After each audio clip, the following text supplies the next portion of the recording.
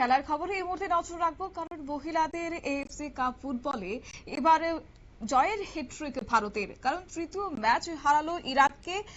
টানা জয়ের সুবাদে গ্রুপ লিগের শীর্ষে উইমেন অ্যান্ড ব্লু দল। জয়ের হ্যাট্রিক ইরাককে উড়িয়ে গ্রুপ শীর্ষে এবার রয়েছে ভারতের মেয়েরা। এই প্রসঙ্গে যাব বিস্তারিত, আমাদের সঙ্গে যুক্ত হয়েছে প্রতিনিধি বিপ্লব চন্দ্র। বিপ্লব, কি জানতে পারছো? দেখো, এএফসি কাপ ফুটবল টুর্নামেন্ট এবং এই টুর্নামেন্টে ভারতীয় দল অংশগ্রহণ করবে কিনা সেটা নিয়ে কিন্তু প্রতিযোগিতা চলছে, এবং সেই প্রতিযোগিতার ভারতীয় পুরুষ দল এবং মহিলা দল ইতিমধ্যেই কিন্তু প্রতিদ্বন্দ্বিতা করছে। তবে এই প্রতিদ্বন্দ্বিতায় যদি আমরা দেখি, সেই ক্ষেত্রে ভারতীয় ছেলেদের যে পুরুষ দল রয়েছে বা সিনিয়র দল রয়েছে, সেই সিনিয়র দলের কিন্তু প্রত্যাশা অনেকটাই হতাশাব্যঞ্জক বা হতাশাজনক। কারণ ভারতীয় দল সেই মুহূর্তে বাংলাদেশের কাছে ড্র করেছে, হংকংয়ের সাথে পরাজিত হয়েছে, এবং সেই জায়গায় কিন্তু ভারতীয় দলের যেটা যোগ্যতা অর্জন করা কিন্তু অনেকটাই কঠিন। এবং তার বিপরীতে যদি দেখি, সেক্ষেত্রে মহিলা দল কিন্তু নিজেদের জয়ের ধারাবাহিকতা কিন্তু বজায় রেখেছে, এবং মহিলাদের যে এই জয়ের ধারাবাহিকতা বজায় থাকার কারণে সেটা আশা করা যাচ্ছে যে 2026-27 সালে যে এএফসি কাপ যোগ্যতা অর্জনের লড়াই হবে, সেই লড়াইয়ে ভারতীয় দল এশিয়া থেকে অংশগ্রহণ করতে পারবে।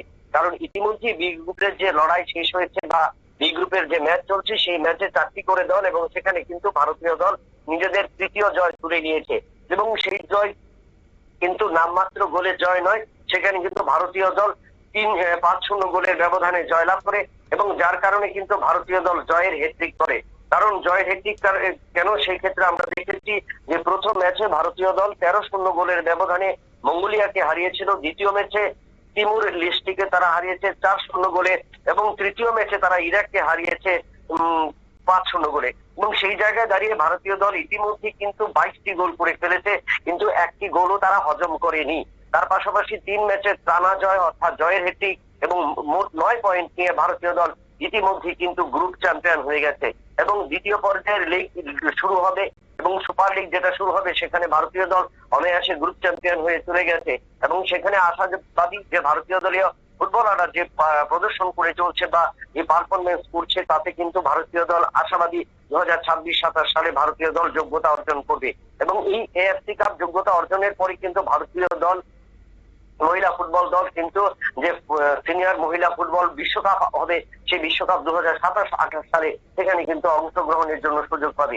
কারণ এই লড়াই আমরা যেটা দেখেছি যে উত্তর পূর্ব ভারত সহ ভারতের 5টি জোন থেকে কিন্তু ফুটবলারদের সেখানে নিয়োগ করা হয়েছে, এবং তাতে যে দল গঠন করা হয়েছে, যে কোচ ভারতীয় দলের কোচিং নিচ্ছেন, তাতে কিন্তু সবচেয়ে বেশি দেখা যায় যে সাঁওতাল এবং গারো এবং উপজাতি অংশের মেয়েদের কিন্তু দাপট বেশি।